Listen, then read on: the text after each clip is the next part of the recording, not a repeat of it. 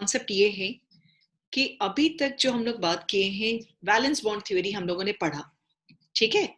इस valence bond theory के हिसाब से if will say how is this O2, आपको एक बात समझानी है, या पहले हमने बात की है कि नहीं, स्ट्रक्चर ऑफ एटम जिसमें बता रहे थे, there was one word paramagnetic, ठीक है। पैरामैग्नेटिक वर्ड जैसे हम लोग बात कर रहे हैं, जैसे बेटा यहाँ पर वैलेंस बॉन्ड थ्योरी में इफ वी से O2 is paramagnetic, O2 paramagnetic means there should be presence of unpaired electron, presence of there should be unpaired electron वहां होना चाहिए, ठीक है, जिसकी वजह से ये अट्रैक्ट होगा एक्सटर्नल मैग्नेटिक फील्ड के साथ।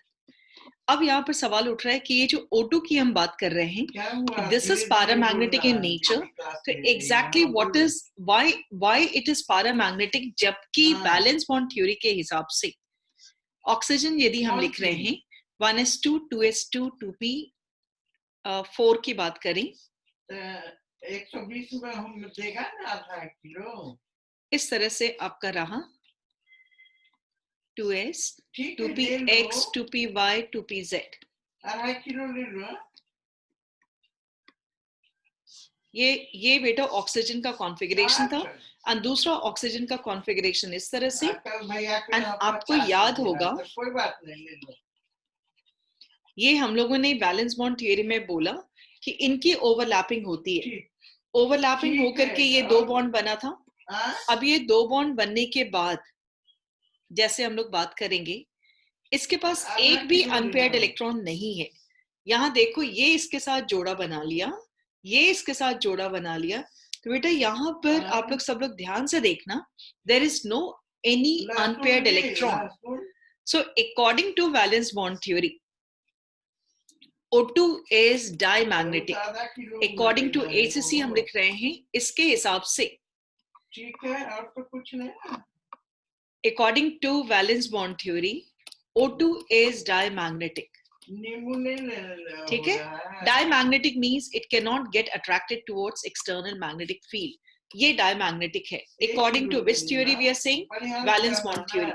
लेकिन reality क्या है, in real picture is what? Experiment says what? Experiment says that O2 is paramagnetic in nature. Is paramagnetic मतलब एक्सपेरिमेंट कहता है कि O2 के पास अनपेयर्ड इलेक्ट्रॉन हैं, जबकि जो जिस पर हम डिपेंडेंट हैं, वैलेंस बॉन्ड थ्योरी जो स्ट्रक्चर बताया, शेप्स बताया, उसके हिसाब से O2 paramagnetic नहीं होना चाहिए, इट शुड बी डायमैग्नेटिक। लेकिन एक्सपेरिमेंट के हिसाब से O2 के बारे में बोल रहा है कि ये पैरामैग्नेटिक है। क्यों ये पैरामैग्नेटिक है, this we need to know here. इसको जानने के लिए न्यू कॉन्सेप्ट आया, new concept has been given, concept is provided which is called molecular orbital theory.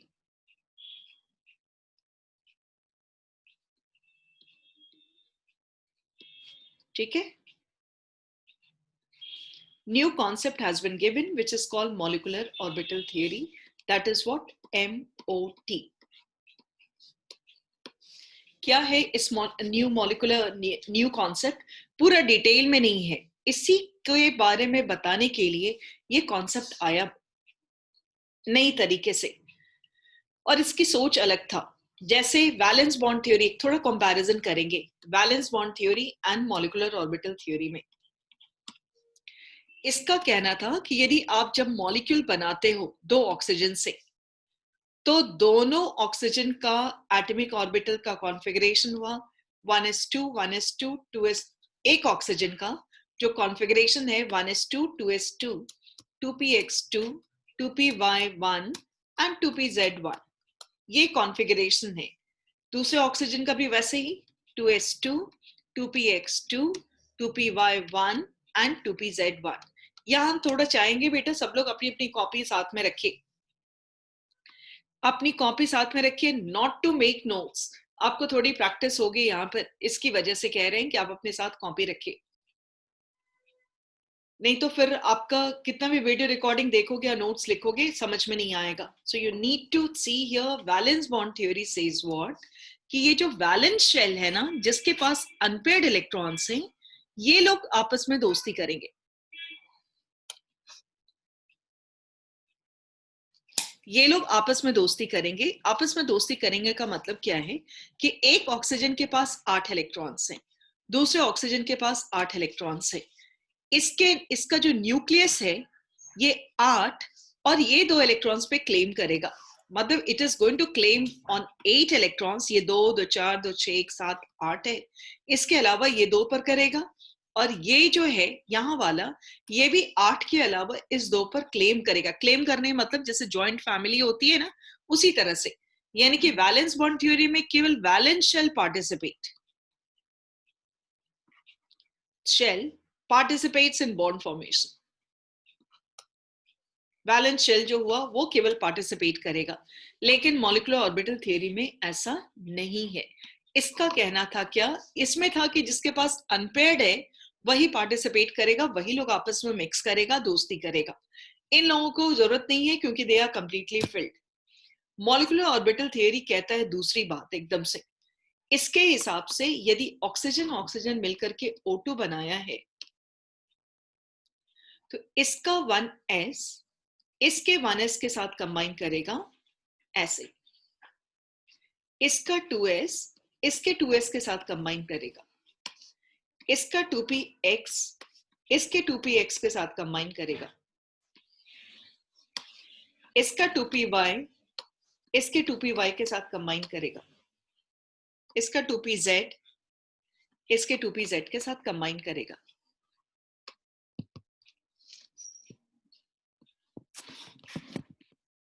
ठीक है. तो ये चीजें आ गई. 1s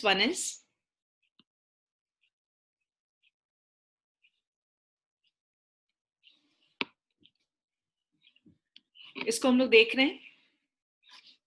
तो यहां पर जो A8 इसका जो न्यूक्लियस है, this is going to claim on 16. मतलब ये पूरे पर ये अपने इन दोनों के जो मॉलिक्यूल्स बने हैं, इसमें अंदर शेल्स के भी जो भरे हुए हैं वो भी आपस में कंबाइन करेंगे. 1s will combine with 1s, 2s will combine with 2s, 2px will combine with 2ps. ये लोग जो एटॉमिक ऑर्बिटल्स हैं, ये सारा का सारा यहाँ पर केवल था कि अनपेयर्ड वाले ओवरलैप करते थे. यहाँ पर जो पेयर्ड वाले हैं वो भी ओवरलैप करेंगे. और इसका जो न्यूक्लियस है, दैट्स गोइंग टू, यदि हम आपसे पूछेंगे कि इस ऑक्सीजन का न्यूक्लियस कितने इलेक्ट्रॉन्स पर क्लेम करेगा, इस O2 में टोटल 16 इलेक्ट्रॉन्स हैं, इसका न्यूक्लियस कितने पर क्लेम करेगा, तो 8 अपना हुआ. ठीक है. एंड इसका भी, यानी कि each nucleus will claim for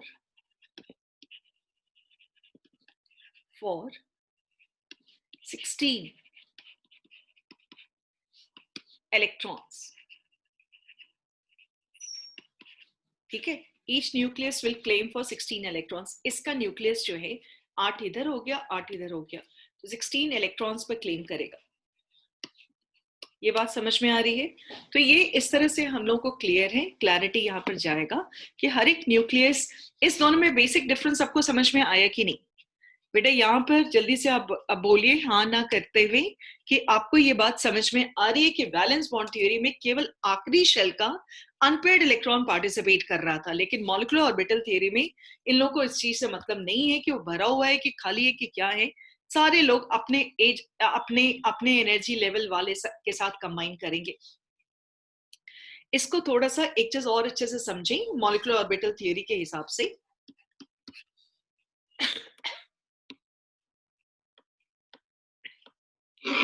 इसके हिसाब से एक चीज और देखोगे, यदि और क्लियर थोड़ी सी विजन लानी है आपको, तो जैसे 2 ऑक्सीजन हम लोग मिक्स कर रहे हैं ना, 8 इलेक्ट्रॉन्स वाले, 8 इलेक्ट्रॉन्स वाले, एग्जैक्टली उसी तरह से मिक्स करने जा रहे हैं जैसे 2 अंडे का पोच बनता है. जैसे तवे पे ना 2 अंडे को आप स्प्रेड कर दीजिए.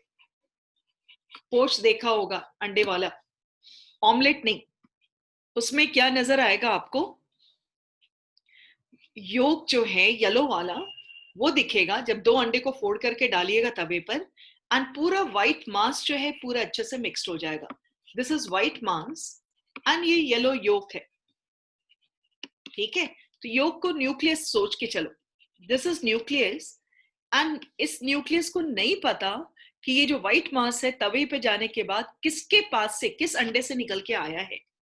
मतलब इस तरह की मिक्सिंग हो जाती है व्हाइट मास की कि कौन किसके पास से आया है, दैट इज नॉट क्लियर। कहीं से भी क्लैरिटी नहीं है कि कौन कहां से उठ करके आ रहा है। These are nuclear. समझ आ रही है बात?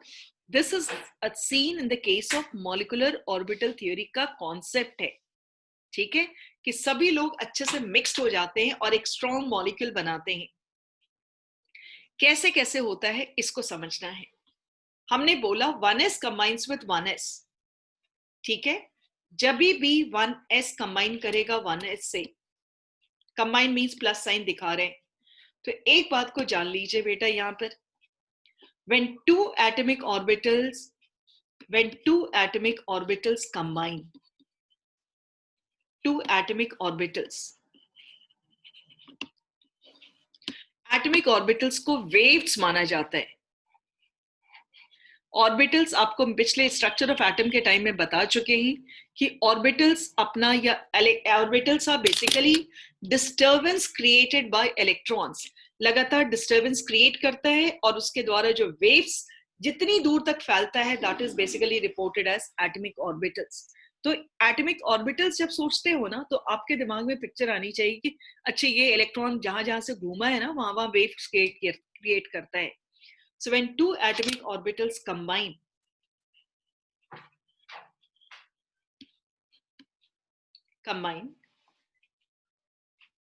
both constructive and destructive interference takes place. Both constructive and destructive interference takes place.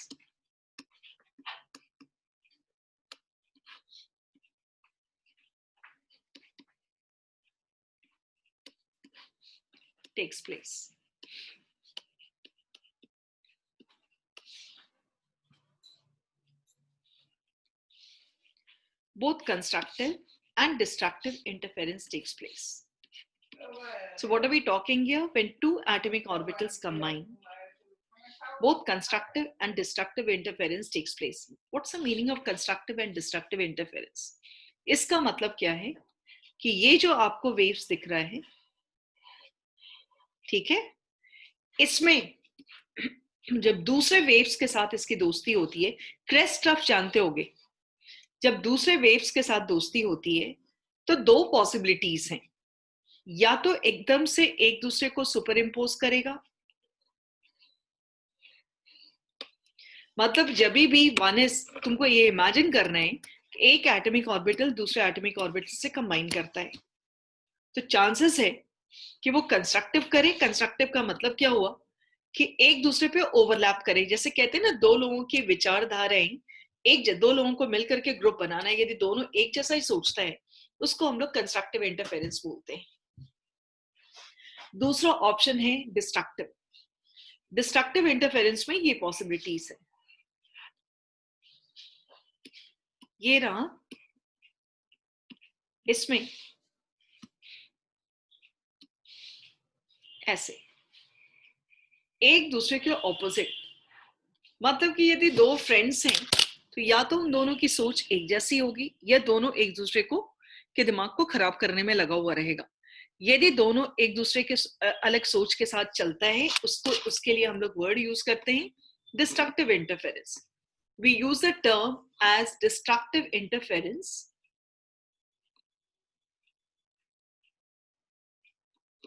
ये आपका इंडिकेशन है डिस्ट्रक्टिव का। इंटरफेरेंस मतलब मिक्सिंग, एंड ये आपका कंस्ट्रक्टिव का है,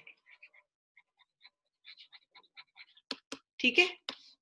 मींस ये ध्यान रखना, when two atomic orbitals combine, they combine, some atomic orbitals go with the constructive interference, some are going with the destructive.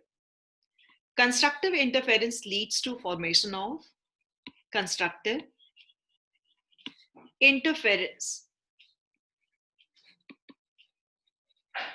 जहां होगा leads to formation of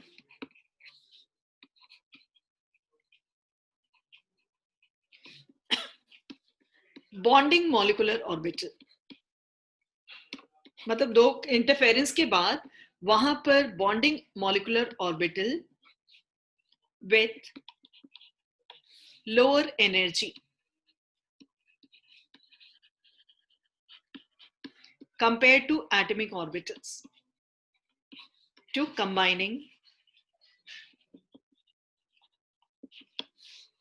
atomic orbitals. What happens in this case? Constructive interference leads to formation of bonding molecular orbital with lower energy compared to combining atomic orbitals. जो atomic orbitals आपस में combine कर रहे हैं उसके तुलना में आपको क्या मिलेगा? बॉन्डिंग मॉलिक्यूलर ऑर्बिटल बन करके उसकी एनर्जी, जो नया बॉन्डिंग मॉलिक्यूलर ऑर्बिटल होगा वो जो कंबाइन करने वाले हैं उससे उसकी एनर्जी कम होती है. ये लाइन हुआ. Destructive interference leads to formation of interference leads to formation of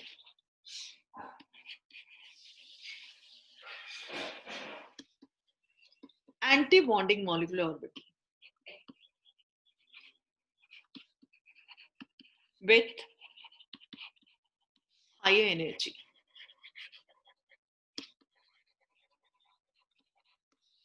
compared to combining atomic orbitals.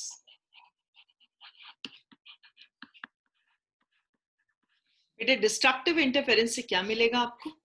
Leeds to formation of anti bonding molecular orbital जिसकी एनर्जी ज्यादा होगी. जैसे यहां देखिए 1s कंबाइंस विथ 1s, ठीक है. ये जब कंबाइन करेगा तो तुमको एक फीलिंग आनी चाहिए कि एक का कंस्ट्रक्टिव हो रहा है ऐसा एंड दूसरे का डिस्ट्रक्टिव दिख रहा है.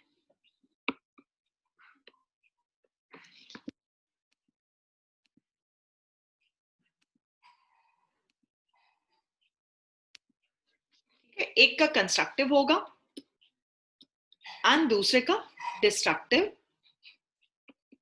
ऐसा.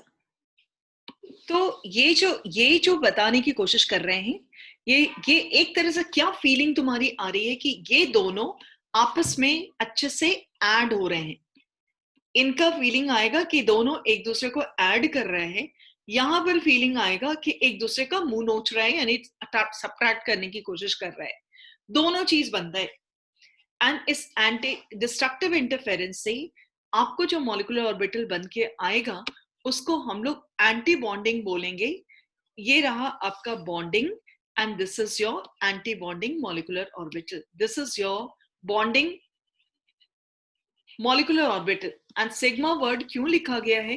क्योंकि इनके ओवरलैप करने के तरीके जो हैं एक्सिस के साथ हैं. And that's why it is named as sigma. And asterisk bond का मतलब हो गया एंटी बॉन्डिंग. हमने बताया ना कि इसकी एनर्जी बेटा इन दोनों से ज्यादा होगी, इसकी एनर्जी इन दोनों से कम होगी.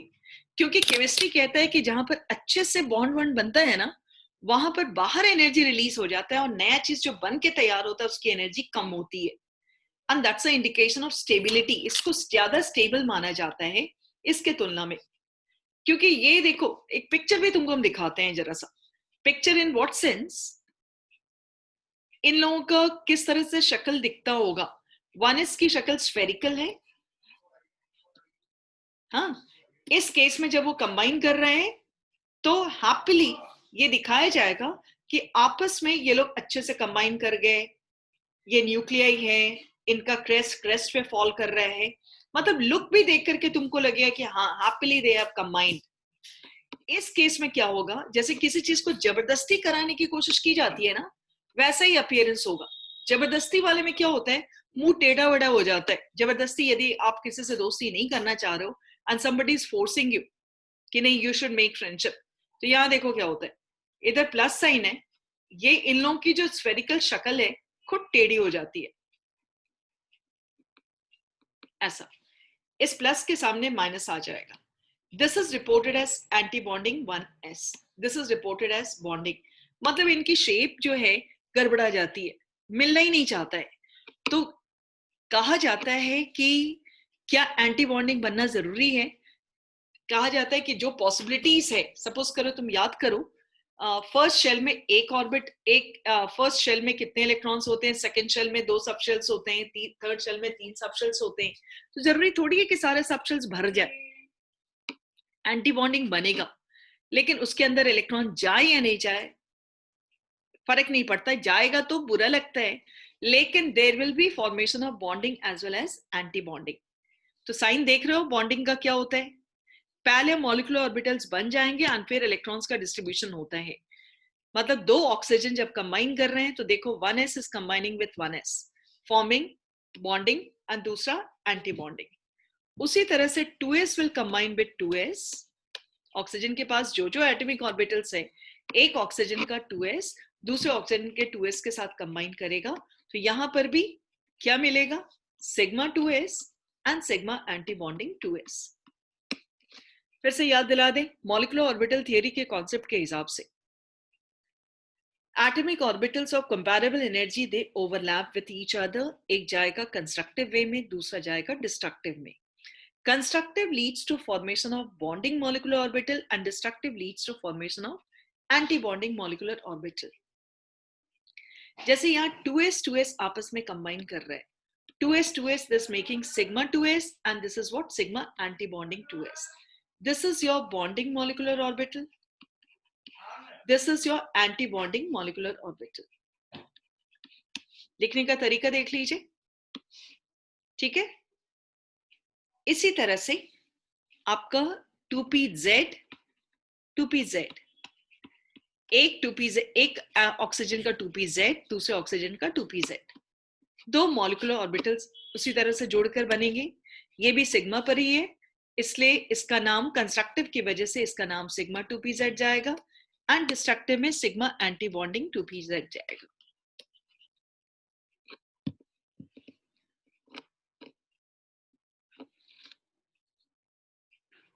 ठीक है, this is your sigma 2pz and this is your sigma anti bonding 2pz। ये बात समझ में आ रही है? 2pz combines with 2pz, it makes sigma 2pz and it makes sigma anti-bonding 2pz. Same way, if you are going to take here, जैसे इन सबों की बात होगी, pi 2px and pi 2py. Pi 2px and pi 2px, how are they? Pi 2px बोल रहे हैं, मतलब 2px and 2px, how are they going to combine? ठीक है, 2pz का तो हम लोगों ने देख लिया यहाँ पर। Now how are they going to make combination with 2py, 2px? 2px combines with 2px. बेटा इनका कंबाइन करने का तरीका क्या है? लैटरल। तो ये आपका बनाएगा कंस्ट्रक्टिव इंटरफेरेंस में पाई 2px and pi anti bonding 2px। इन लोगों की शक्ल देखना चाहते हो यदि, तो कैसे बना होगा उसको आपको हम दिखाते हैं। जैसे 2pz है, तो pz का इस तरह का डायरेक्शन है। How this 2pz going to combine with 2pz? से ओवरलैपिंग होगा।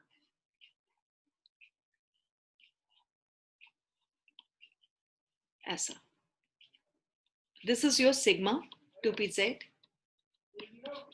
ठीक है। मतलब कि ये बीच वाला एरिया जो है ना अच्छे से बल्ज करेगा, और यहां का सोचो एंटी बॉन्डिंग में एकदम मुंह टेढ़ा करते हुए इसकी शक्ल बिगड़ी रहेगी। प्लस के सामने माइनस, माइनस के सामने प्लस, ऐसा दिखेगा। This is named as sigma anti bonding 2pz. Same way 2px they combine, pi 2px and pi anti bonding 2px it's going to make here. तो ये इसका लुक ऐसा है।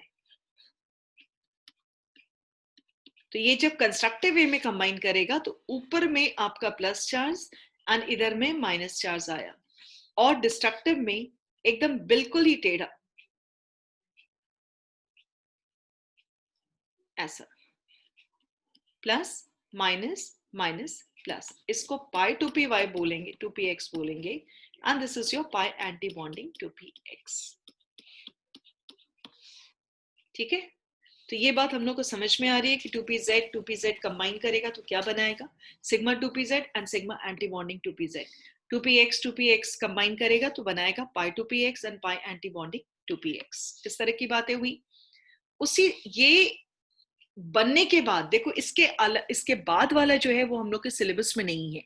हम लोग को पढ़ना है केवल उन मॉलिक्यूल्स को बनाना है जिसमें 2 शेल्स का इन्वॉल्वमेंट है. आपको मालूम है कि ऑक्सीजन जो सेकंड पीरियड वाले एलिमेंट हैं उनमें 2 ही शेल्स हैं, 2 शेल्स ही हैं. तो इन दोनों शेल्स के जितने एटॉमिक ऑर्बिटल्स हैं दूसरे एटम के एटॉमिक ऑर्बिटल से कंबाइन करेंगे. तो हम लोग को क्या क्या चीज बन के तैयार हो गया, ध्यान होगा. सिग्मा 1s के कंबाइन करने से सिग्मा 1s बना था. फिर क्या बना था, सिग्मा एंटी बॉन्डिंग 1s. फिर क्या बना था, सिग्मा 2s. फिर सिग्मा एंटी बॉन्डिंग 2s. ये किससे किससे बना था, 1s कंबाइंस विद 1s, इधर 2s कंबाइंस विद 2s. इसके बाद था आपका सिग्मा 2pz, इसके साथ सिग्मा एंटी बॉन्डिंग 2pz भी बना था. लेकिन पहले आप बॉन्डिंग वाले को देख लीजिए. पाई 2px equal to pi 2py होगा, ये बात को ध्यान रखिएगा क्योंकि दोनों की शक्लें एक जैसी है. इसके बाद था पाई एंटी बॉन्डिंग 2px, यदि बॉन्डिंग बना है तो एंटी बॉन्डिंग भी होगा. एंड लास्ट सबसे ज्यादा एनर्जी जिसकी है वो सिग्मा 2pz है. इसी में फिर इलेक्ट्रॉन्स, जैसे ये एक मॉलिक्यूलर ऑर्बिटल हुआ, इलेक्ट्रॉन्स डिस्ट्रीब्यूट हो जाएगा. Electrons are going to be distributed in molecular orbitals. समझ में आ रही है बात. Electrons are distributed in molecular orbitals. जो molecular orbitals बनेगा उसी में इलेक्ट्रॉन को बांट दिया जाएगा. फिर से अब हम लोग ध्यान दें क्या हुआ है कि जिस भी एटम से मॉलिक्यूल्स बनना है, मॉलिक्यूलर ऑर्बिटल थ्योरी के हिसाब से एटॉमिक ऑर्बिटल्स d जो कंबाइन करेंगे, they will combine in 2 ways. One is constructive and second is destructive. Constructive leads to formation of bonding molecular orbital with low energy compared to combining atomic orbitals. Destructive interference leads to formation of anti-bonding molecular orbital with higher energy compared to combining molecular atomic orbitals.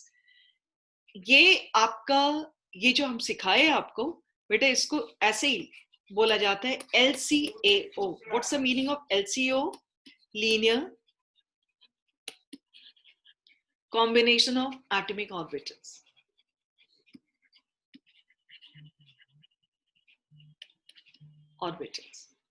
ये बात उठ करके आएगी.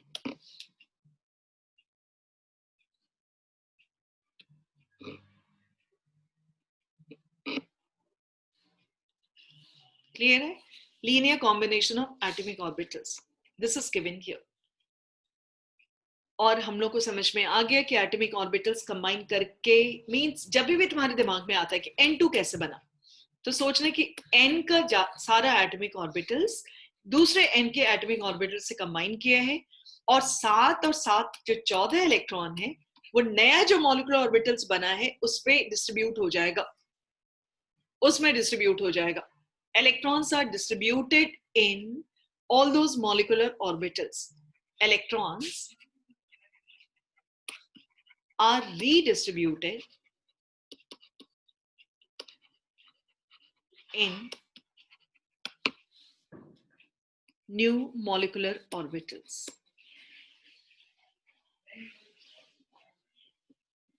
उसमें distribute हो जाएगा. ठीक है, ये बात समझ में आ रही है. Molecular orbitals according to increase in their energy. According to increase in their energies.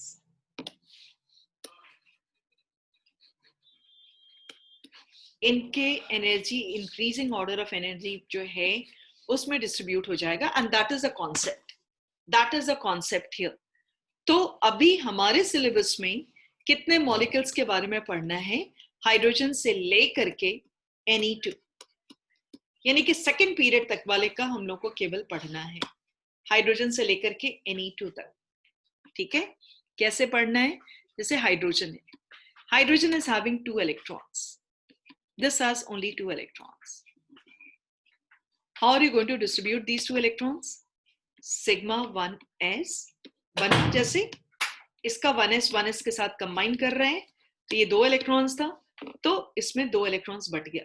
Sigma anti bonding में नहीं गया, कोई फर्क नहीं पड़ता, क्योंकि पहले हर मॉलिक्यूलर नया जो मॉलिक्यूलर ऑर्बिटल है उसमें आपका 2 इलेक्ट्रॉन्स भर जाना चाहिए, तब आगे जाएगा. आप जैसे इस पर आ जाओ, He2 2 + 2 4 इलेक्ट्रॉन्स है.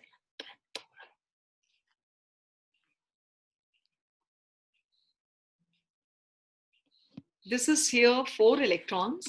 It's going to be sigma 1s2, sigma anti-bonding 1s2. ठीक है, ये बात समझ में आ रही है. We said sigma 1s2, sigma anti-bonding 1s2.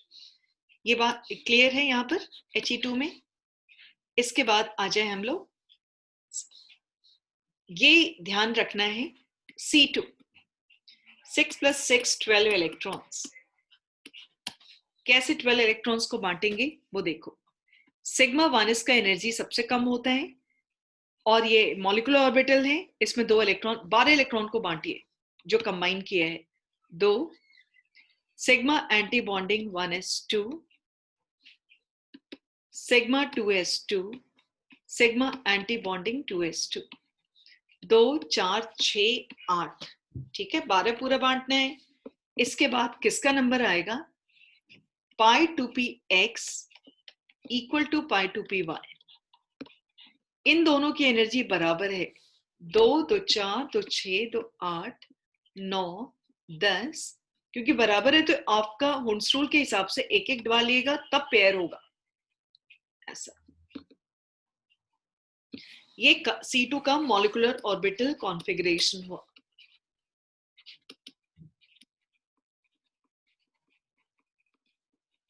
यदि आप लोग लिख रहे होगे तो बेटर होगा, नहीं तो वीडियो रिकॉर्डिंग भी आपको हेल्प नहीं करेगा. Once again I am reminding you, it's not going to help you, it's going to create problem for you. मतलब वो कोई फायदा ही नहीं होगा. इसलिए सामने यदि लिख सकते हो कॉन्फ़िगरेशन जो हम बताने की कोशिश कर रहे हैं, तो कृपया उसको सब लोग ध्यान से उस चीज को नोट कीजिए, what I am saying here. नहीं तो आपका ये एक बहुत ही इंपॉर्टेंट सेक्शन है किसी भी एग्जाम्स के लिए. आपकी हालत खराब हो जाएगी. You won't be able to write even all these things, won't be able to write. Next we are taking here, एक बात आप जान लो, molecular orbital configuration के एक स्टाइल है according to Auer's rule. किसकी एनर्जी कम होगी, किसकी ज्यादा होगी, कैसे निकालें. Till nitrogen it has one pattern. Ma'am electron sigma 2pz में क्यों नहीं गया? हाँ बेटा बता रहे हैं, वही चीज बता रहे हैं आपको यहाँ पर वही लिख रहे हैं. I was expecting that you people could have asked question. पूछिए बेटा, सभी ये चीज वही चीज कर रहे हैं. अब नहीं आप पूछे तो हम अपने बता रहे थे, आप इधर ध्यान देना. हमने बोला आपको हाइड्रोजन से लेकर के Ne2 तक का हमारा सिलेबस है. तो बोलोगे मिस उसके बाद नहीं है क्या? है बेटा. +2 के बाद भी 5 साल पढ़ाई होती है, वहां भी कुछ पढ़ाई होनी चाहिए. सारा कुछ हम लोग यहीं पढ़ लेंगे. एक तो ज्यादा कोर्सेस है इधर ही, तो वहां के लिए छोड़ा गया है उनको हायर स्टडीज के लिए. टिल N2 यानी कि till 14 electrons there is one style. जैसे Auer's रूल था ना कि according to increasing order of energy they should be arranged, वैसे ही उसको कहते हैं configuration. Till N2 there is one style and after N2 there is another style. After N2 क्या स्टाइल है? After N2 means after 14. क्या है वो देखिए.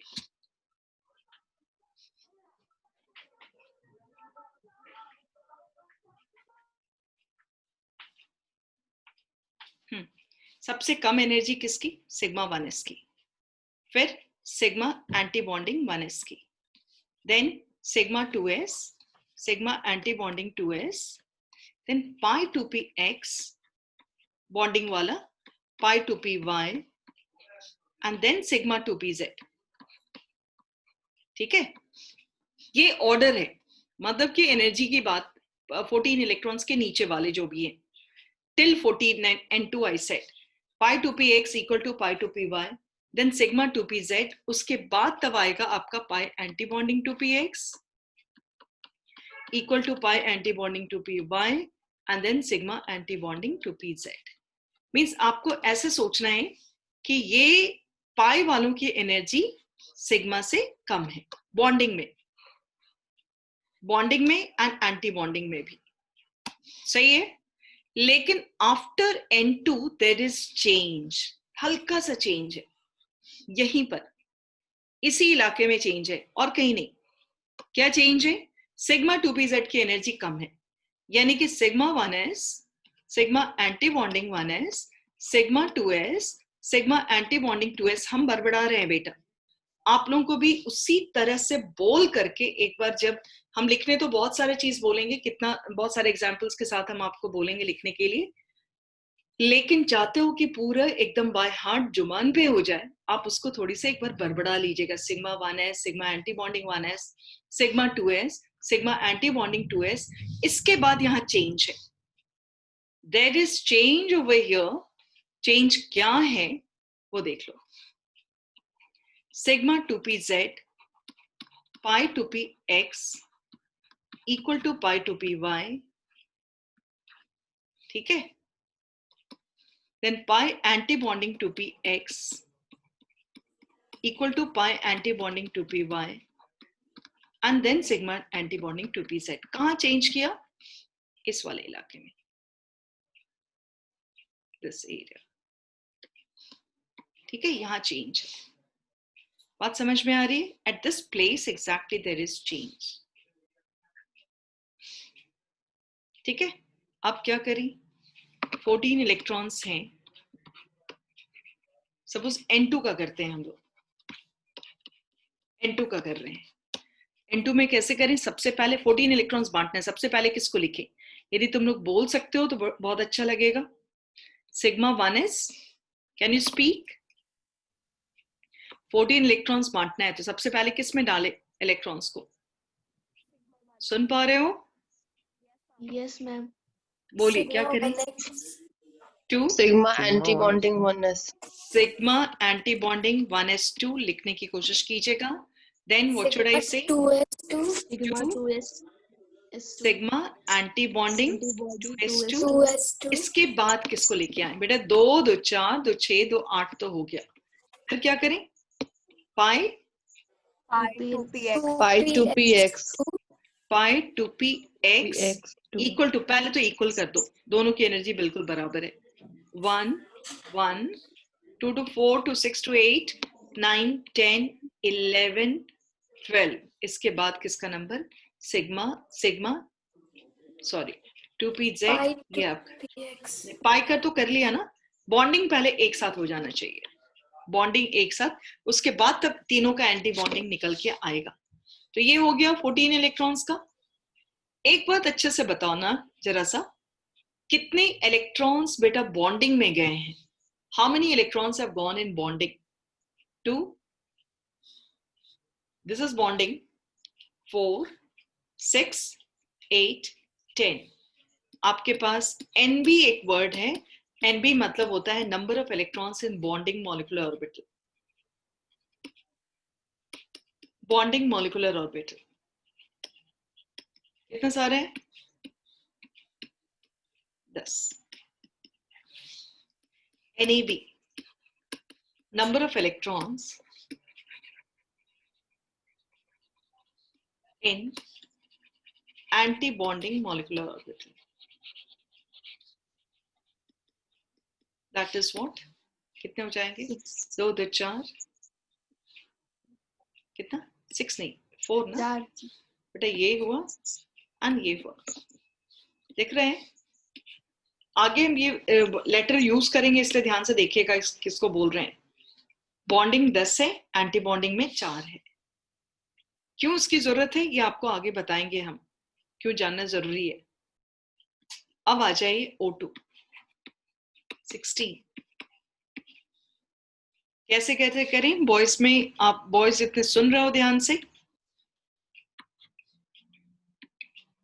सिग्मा 1s, चलो 16 इलेक्ट्रॉन्स को कैसे बांटे? सिग्मा 1s2, बोलिए। Sigma antibody 1s2, then sigma sigma 2s2, Sigma anti-bonding to S. इसके बाद किसका नंबर? इसके बाद किसका नंबर? सिग्मा 2px2 नहीं बेटा, 2pz. हम आपको मैम सिग्मा 2pz आपको गलत। Z. यस आपको हमने बोला था नाइट्रोजन तक में पाई की एनर्जी कम है, नाइट्रोजन के बाद सिग्मा की एनर्जी कम है, sigma 2pz then pi 2px equal to pi 2py, 2 2 4 2 6 2 8 तो 10 11 12 13 14 then after that it comes what? Pi anti-bonding 2px equal to pi anti-bonding 2py, जिसमें आपका एक इलेक्ट्रॉन रहेगा। हम कल को आपको बोले O2 प्लस लिखने के लिए, what's the meaning of this plus sign? एक इलेक्ट्रॉन हट गया है, तो एक इलेक्ट्रॉन हट गया तो कैसे जाएगा? Sigma anti bonding 1s2 sigma 2s2 sigma anti-bonding 2s2 sigma 2pz2 pi 2px2 equal to pi 2py2 then pi anti-bonding 2px1। इस पे इलेक्ट्रॉन नहीं रहेगा। O2 माइनस रहता तो यहां पर एक इलेक्ट्रॉन बढ़ जाता, same just 2s2 sigma anti-bonding 2s2 sigma 2pz2 pi 2px 2py pi anti-bonding 2px। ये तो है ही, किसी एक पर इलेक्ट्रॉन बढ़ जाता। इसमें ही आपको NB एंड NAB निकालना सभी में पड़ जाएगा। NB कितना है, NAB कितना है, ठीक है। ये चीजें आपको जाएगी कि how many electrons are present in bonding and how many electrons are present in anti bonding. जैसे इसके बाद आपका फ्लोरीन का बनाना होगा, how to make for fluorine.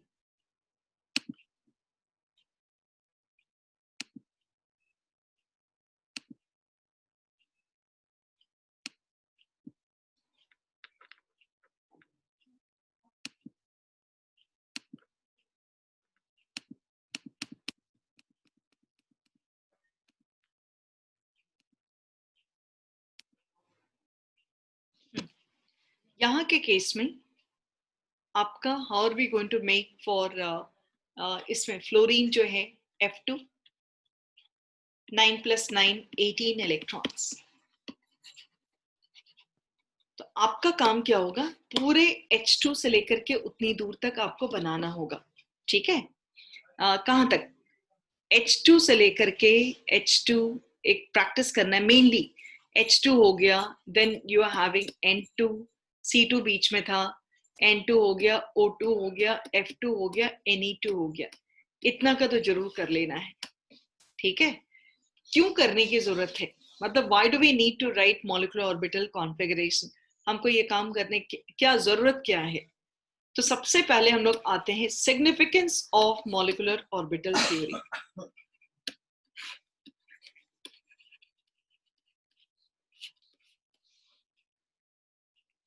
क्या सिग्निफिकेंस है? तो इसमें एक बात उठ करके आती है, it explains stability of molecule. First point, stability and existence of molecule. It explains stability and existence of molecule. Second है, ये अभी बताएंगे आपको, determination of bond order.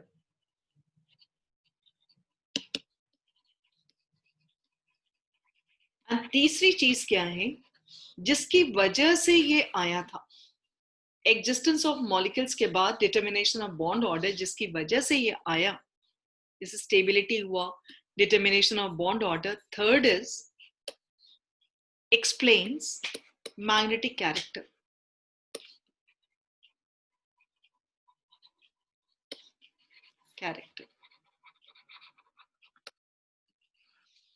It explains what we said, magnetic character.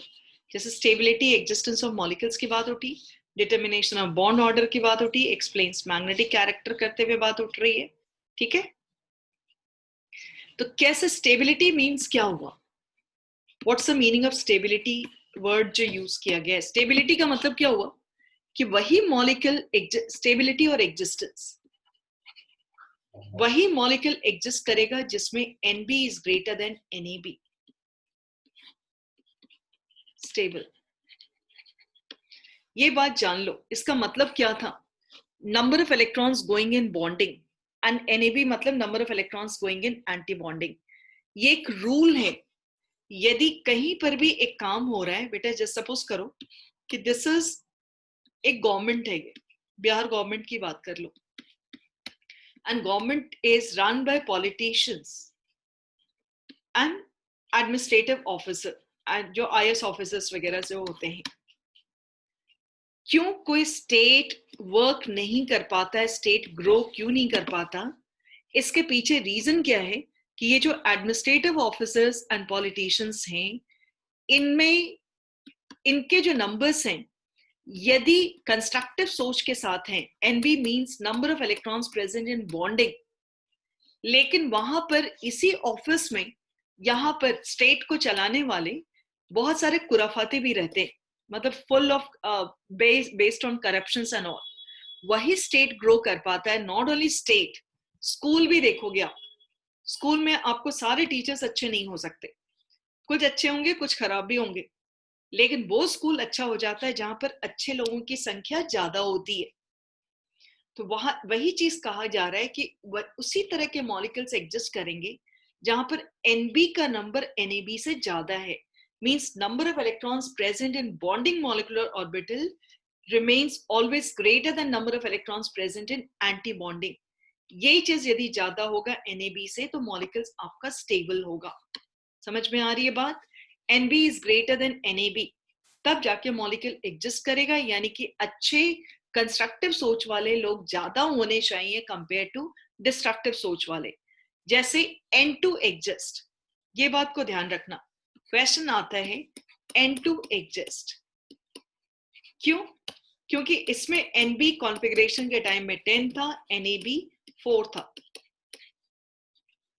NB is greater than NAB, ठीक है। He2 cannot exist, He2 cannot exist। क्यों नहीं He2 exist कर सकता है? क्या रीजन हो सकता है? He2 का कॉन्फ़िगरेशन कैसे जाएगा? 2+2। सबसे पहले आपको कॉन्फ़िगरेशन की प्रैक्टिस हो जानी चाहिए, तब इतना कॉन्फिडेंटली बात करोगे। Sigma 1s2, sigma anti bonding 1s2। तो यहां पर NB कितना है? 2, NAB कितना है? 2। क्योंकि नंबर बराबर हैं तो ये एग्जिस्ट नहीं करेगा। हम लोग क्या बोलेंगे? NB is equal to NAB, molecule does not exist. जैसे हमने क्या बोला, यदि हमारे यहाँ बहुत ज्यादा प्रोग्रेस नहीं हो पाता है तो अच्छे लोगों के से ज्यादा बुरे लोगों का नंबर है, ठीक है। अच्छे लोगों से अच्छे ऑफिसर्स काम करना चाह रहे हैं, पॉलिटिशियंस काम करना चाह रहे हैं, उनसे ज्यादा। We are not saying that everybody is corrupt. तो ये बात को समझनी होगी कि why any molecule exist and some molecules are not existing।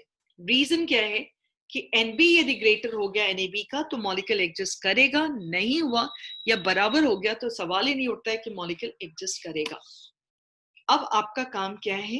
यदि हम लोग परसों और प्रैक्टिस करेंगे, आपका काम क्या है?